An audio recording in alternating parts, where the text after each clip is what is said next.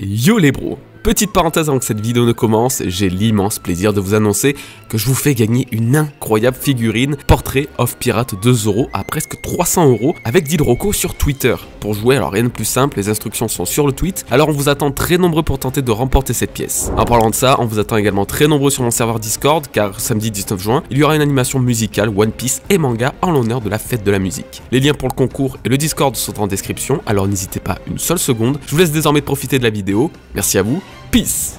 Vous avez écumé les mers à travers tous les tomes de One Piece. Vous avez lu tous les chapitres, regardé tout l'anime, y compris les films, et vous pensez être incollable sur l'univers de One Piece. Et pourtant, parmi l'étendue vaste de cette œuvre, certaines choses vous ont sans doute échappé. Je vous ai alors concocté 50 anecdotes en tout genre qui vont vous faire réaliser des choses de l'univers de One Piece dont vous n'aviez peut-être même pas idée. Si vous saviez déjà tout ou que vous avez déjà tout capté, vous êtes de véritables pros, je m'incline. Mais je sais que ça ne sera pas le cas pour la plupart d'entre vous, alors c'est parti les bros. N'oubliez pas le petit like pour soutenir le travail. Arigatou gozaimasu. Luffy a une autre passion que le One Piece. On peut croire que rien au monde ne pourrait être autant précieux aux yeux de Luffy que le trésor de Goldie Roger, n'est-ce pas? Eh bien détrompez-vous. Durant l'arc de Jaya, Luffy nous a révélé une de ses autres passions, les insectes, notamment les scarabées. Il en est tellement fan qu'il semble pas capable de choisir entre un Atlas, donc un scarabée rare, et le One Piece. Luffy aurait totalement pu jouer dans Pokémon en fait. Vista et Yasop ont un conflit. Oui, les deux combattants respectifs de l'équipage de Barbe Blanche et Shanks sont en conflit. On ne sait pas pourquoi ni comment, mais c'est ce qu'Oda a déclaré dans le databook Blue Deep, et c'est d'autant plus vérifiable dans l'arc de Marineford vu le regard glacial que se lancent les deux hommes. Notre cher Iluluke avait déjà révélé à travers ses mots les trois formes du Haki dans l'épisode 85 de One Piece. En effet, d'après lui, les pirates ont le corps dur comme la pierre, les yeux perçants de l'aigle et la voix capable de fendre le ciel en deux. C'était en 2001, soit bien des années avant que ces formes du Haki soient révélées. Mais le plus fou dans cette histoire, c'est que, sauf si je me trompe, cette scène est propre à l'anime de One Piece. J'ai beau lire et relire le passage en manga, à aucun moment Iluluke ne parle des pirates de cette façon, ni ne tease une quelconque forme de Haki. Donc oui, l'anime de One Piece a littéralement spoil le manga, et vous verrez plus loin que c'est loin d'être la seule et unique fois. Allez, je sens votre impatience, alors autant vous en parler tout de suite. Épisode 3, Morgan, le père d'Hermep, explique les pouvoirs des fruits du démon pour la première fois de l'histoire. À ce moment-là, un moment qui n'est pas dans le manga, il dévoile que les fruits du démon donnent des pouvoirs prodigieux à celui qui en mange, notamment contrôler le feu ou encore créer des tsunamis. Cette scène datant de 1999 a plus d'1 an d'avance sur l'introduction d'Ace et du Mera Mera no Mi qui se fera en 2000 et plus de 10 ans d'avance sur celle de Barbe Blanche et son Gura Gura no Mi en 2009. Ces hommes ayant respectivement le pouvoir du feu et de générer des tsunamis grâce au tremblement de terre. Vous verrez plus l'anime de la même façon. Chapitre 604, les Mugiwara se retrouvent après 2 années de séparation et d'entraînement intensif. Ils ont tous grandi, pris en maturité, sauf Luffy. Ouais, pendant que Nami et Usopp discutent courant marin et tout le tintouin relou de la navigation, Luffy s'octroie le plaisir de retirer de son gros pif un Mickey ou une crotte de nez si vous préférez pour aller la coller délicatement sur le bras d'Usopp. Ni vu, ni connu, mais gros dégueulasse quand même. Marineford, Luffy est évacué du champ de bataille, et Shanks demande à Baggy une seule chose, lui redonner le chapeau de paille. Ce dernier, hésitant, changera totalement d'avis quand Shanks lui promet en retour une carte au trésor. Malheureusement, c'était juste un coup de bluff, mais qui fait un excellent rappel à la toute première scène entre ces deux hommes, au début de l'histoire, lorsque Baggy avait en sa possession une carte au trésor qu'il ne put jamais récupérer après avoir avalé, sans le vouloir, son fruit du démon. Airudin déteste les Semla. Voilà.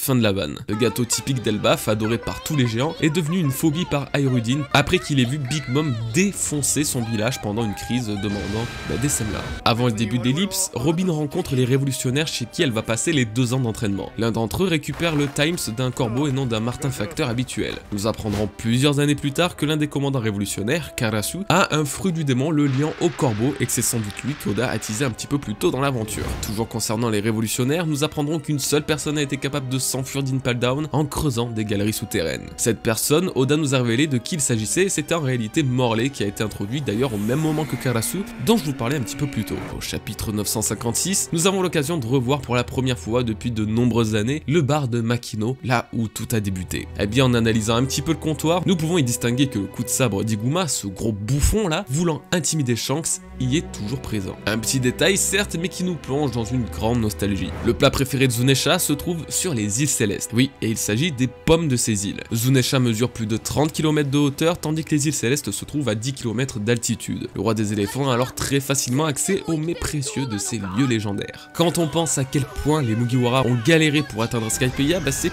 plutôt drôle en fait. Doflamingo a deux techniques notables, Senbo no Ya Flap Thread et Joropatsu no Seinaru Kyodan God's Thread. Ces deux techniques se traduisent respectivement par les 1000 flèches et les 16 balles sacrées. Elles font référence au passé de Doflamingo, prêt à être exécuté avec sa famille par des villageois en colère voulant les transpercer avec 1000 flèches après que des Tenryubito aient exécuté un enfant de 16 balles dans le corps. Brook est plus vieux que Rayleigh, Roger et Barbe Blanche. 90 balais pour le musicien des Mugiwara, alors que les trois autres légendes ont entre 72 et 78. 84 de One Piece, quand Sanji affronte Luffy, sa place au sein des récapitulatifs des personnages en début de tome est fondue, comme si elle disparaissait pour revenir quelques tomes plus tard. Si Pell n'est pas mort, ce n'est pas qu'une simple facilité scénaristique, mais aussi un hommage d'Oda aux attentats du World Trade Center le 11 septembre 2001. L'aigle, le symbole de l'Amérique, l'explosion de la bombe, c'était la façon qu'avait Oda de montrer que même après cette tragédie, le pays survivrait. L'eau possède lui aussi une lame maudite. Oui, et elle s'appelle Kikoku, signifiant l'hurlement du démon. Voilà.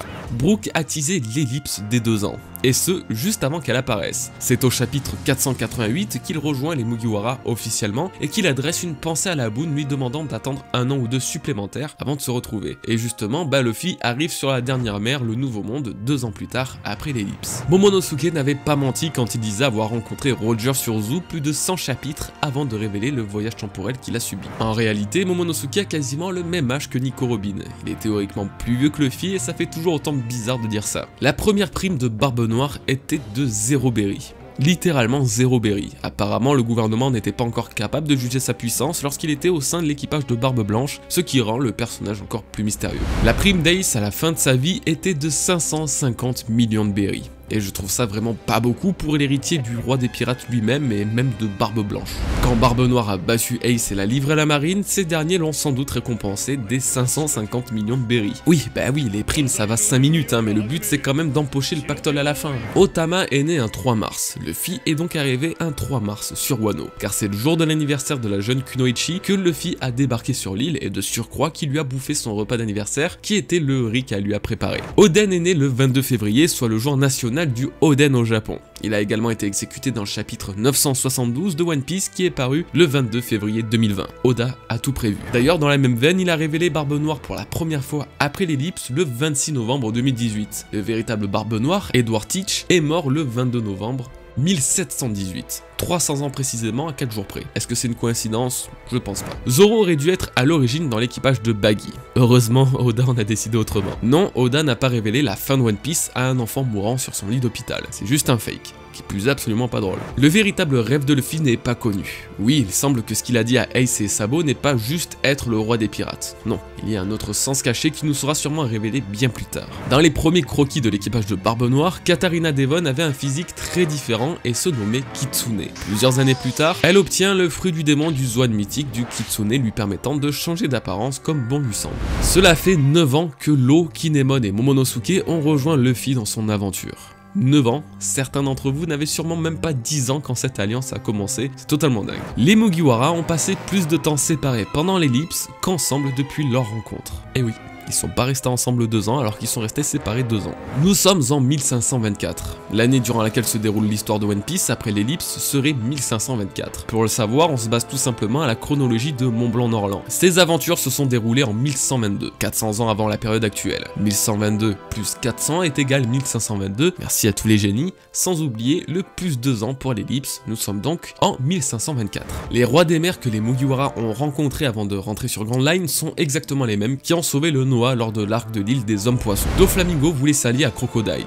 On en parle pas assez, mais ces deux antagonistes de légende ont failli s'allier sur Marineford. Les deux parrains de la pègre, ensemble évoluant dans un but commun, ça fait presque froid dans le dos. Vegapunk a survécu à l'explosion du laboratoire de Punk Hazard. Quand César Clone a voulu éradiquer l'île entière et ses expériences grâce à l'autodestruction du labo, Vegapunk était également présent. Cependant, contrairement à tous les autres, il n'en est pas mort. César Clone a survécu grâce à son Logia, mais alors comment Vegapunk, lui, a-t-il survécu? Zoro est le seul Mugiwara à posséder quelque chose s'étant déjà rendu sur Laftel, le Enma d'Oden. Oui, théoriquement, si sa lame pouvait parler, elle pourrait lui dévoiler toute l'histoire du siècle oublié. Voilà. Alabasta est composé de 10 millions de citoyens. C'est juste une info sur laquelle je suis tombé totalement par hasard dans le SBS 24, et je trouve ça juste fou d'imaginer qu'il y a 10 millions de personnes dans ce désert. Beppo a une prime de 500 berries. Tout comme Chopper, il est considéré comme la mascotte de son équipage. Par contre, sa prime est plus élevée et ça c'est pas normal. Chopper, 5000 berries ou rien putain.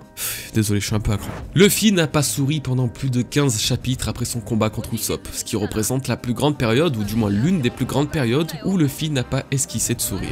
La cover du volume 61 de One Piece a spoil l'ellipse des 2 ans. Ouais, enfin, plus que spoil l'ellipse des 2 ans, elle a spoil l'apparence des Mugiwara 2 ans plus tard. C'est à peu près pareil. Le tome commence au chapitre 595, alors que le design final de tous les Mugiwara est révélé approximativement 5 chapitres plus tard. C'est un peu une mauvaise surprise quoi. Dog Q n'a que 28 ans. 28 ans. Il n'a que 28 ans.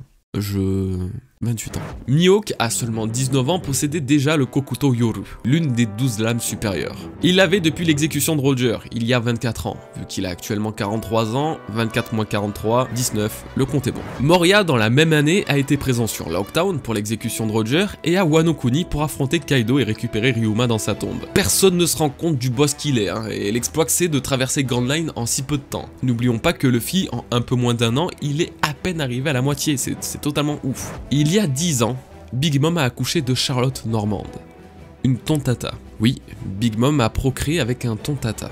Vous faites absolument ce que vous voulez de cette info. Je laisse ça là, vous en faites ce que vous en voulez.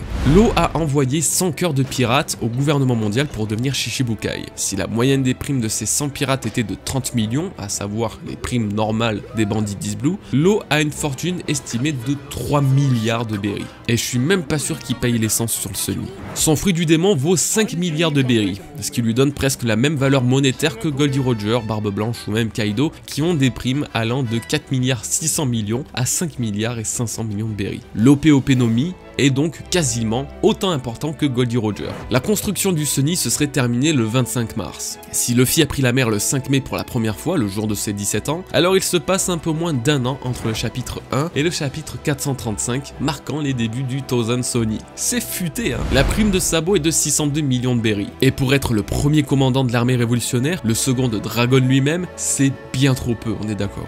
Big Mom, Shaki et Gerd ont le même âge. Ouais, à une vache près. Gerd est plus vieille que Big Mom de 7 ans, mais elles ont globalement le même âge. Les Rumble Balls de Chopper dérèglent les fréquences des transformations obtenues grâce au fruit du démon. Il pourrait également alors dérégler les fréquences d'un fruit comme celui de Kaido et peut-être lui permettre de prendre la forme Guard Points, Arm Points ou encore et surtout Kung Fu Points mon gars.